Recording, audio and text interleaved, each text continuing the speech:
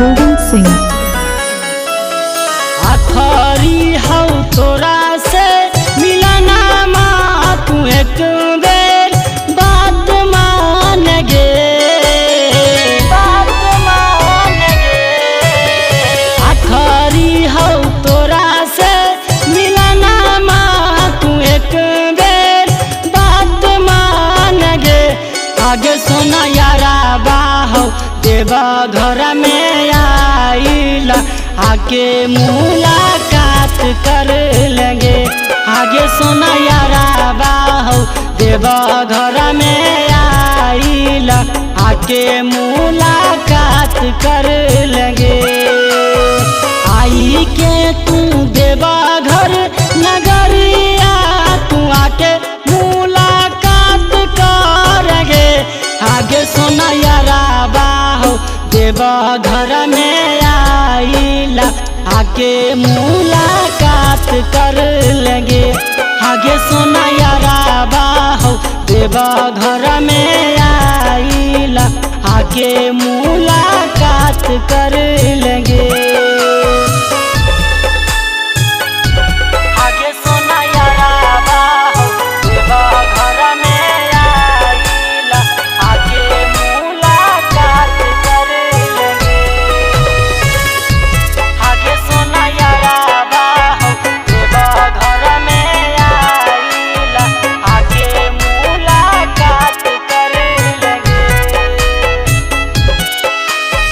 भोला जी पजलावा चढ़ेबै एक साथ गे, भसम लगई है जानू अपने हाथ गे। हाँ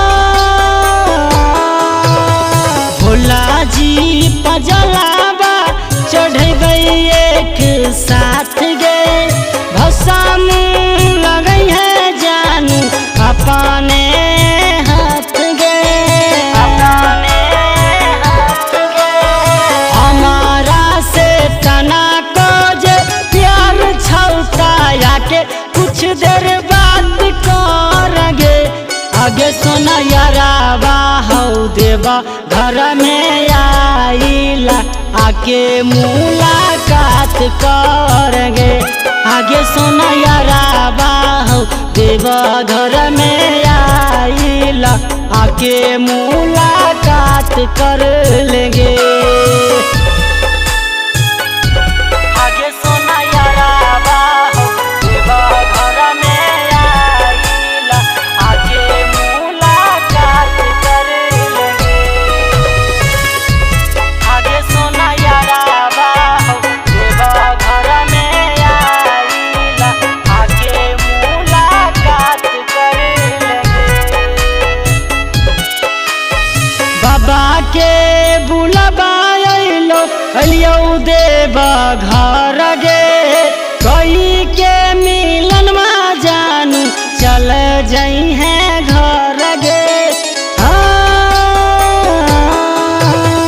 बाबा के बुलबाइलो अलियो देवा घर गे, कई के मिलन में जानू चल जाई है घर गे, चल जाई है घर गे। रमा परवेश गोविंद कुना दाना से तो आखर दिल दार कल गे। आगे सोना यारा बाहो देवा घर में आइला आके मुलाकात कर लेंगे।